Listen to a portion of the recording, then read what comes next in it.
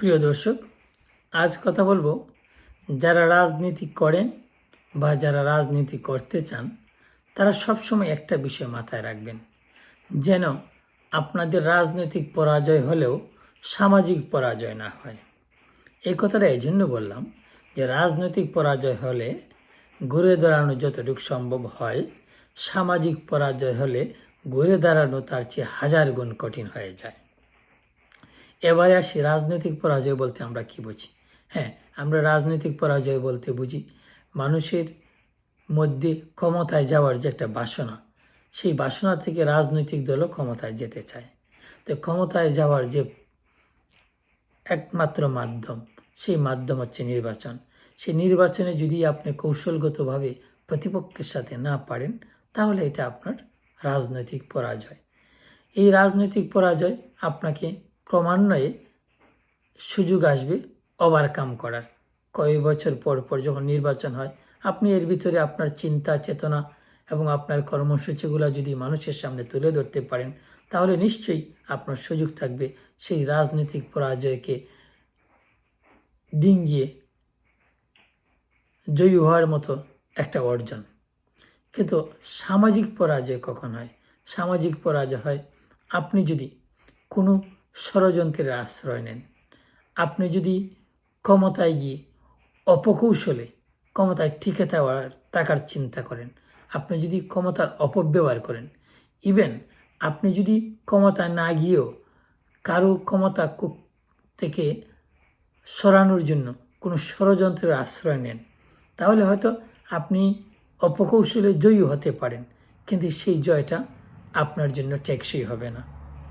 এমনকি আপনি যদি ক্ষমতায় টেকে থাকার জন্য অপকৌশল করেন, হয়তো কিছুদিন টিকতে পারবেন, কিন্তু সেটা দীর্ঘমেয়াদী হবে না। এর ফলে যে পরাজয়টা হবে সেটা আপনার সামাজিক পরাজয়। এবং আমাদের মনে রাখতে হবে, যারা বিখ্যাত হতে চান তাদের মনে প্রাণে বিশ্বাস রাখা উচিত যে বিখ্যাত হওয়ার জন্য যে আপনার ষড়যন্ত্রের মাধ্যমে ক্ষমতার স্বাদ নিতে হবে তা যেমন সত্যি নয়, তেমনি অপকৌশলে ক্ষমতাকে দীর্ঘমেয়াদী করতে হবে তাও কিন্তু সত্য নয়। বিখ্যাত হওয়ার জন্য আপনার চিন্তা চেতনা, যে সৌন্দর্য এবং আপনার যে ত্যাগ, সেই বিষয়গুলো আপনাকে বিখ্যাত করবে এবং মানুষের হৃদয়ে দীর্ঘদিন আপনি স্থান করে রাখবেন। তো আমি যে প্রসঙ্গটা মূলত আজ বলার চেষ্টা করছি, এই যে রাজনৈতিক পরাজয়ে কোনো দেশের পরাজয় হয় না, এটা গণতন্ত্রের জয় হয়।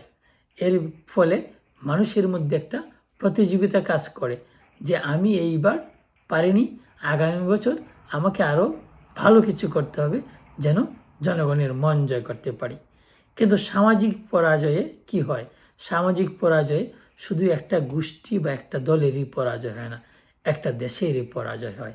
কারণ একটা দেশকে দাঁড় করানোর জন্য সমস্ত গোষ্ঠী সমস্ত দলের সমন্বিত সহযোগিতা দরকার। কিন্তু সামাজিক পরাজয় যখন হয়, তখন একটা দল একটা গোষ্ঠী তুলনামূলকভাবে নিষ্ক্রিয় হয়ে যায়। একটা গ্রুপকে নিষ্ক্রিয় রেখে সার্বিক উন্নতি প্রত্যাশা করা যায় না।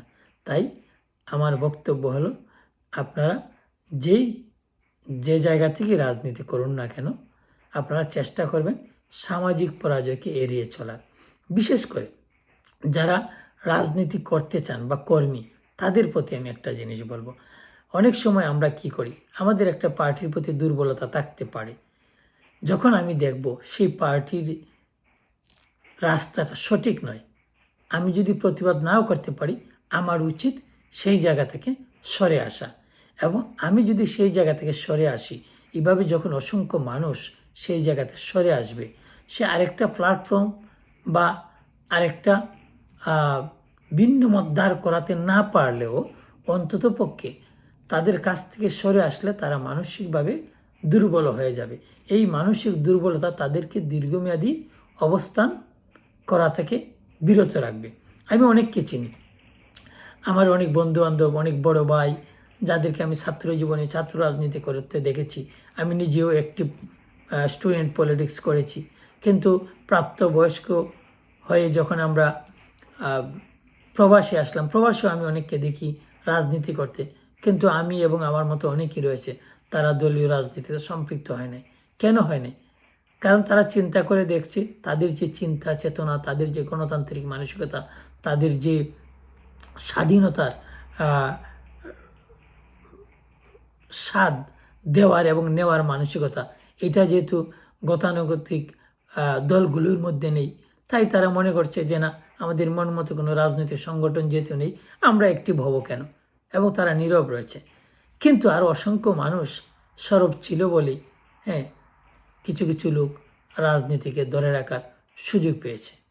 তাই আমার মূল বক্তব্য হলো, আপনারা যে যেখানে থাকুন, আপনার পজিশন যত ছোটই হোক, আপনি যদি প্রতিবাদ করতে নাও পারেন, আপনি এই যে যারা সামাজিক পরাজয়ের মতো চিন্তা চেতনা করে তাদের কাছ থেকে দূরে থাকুন।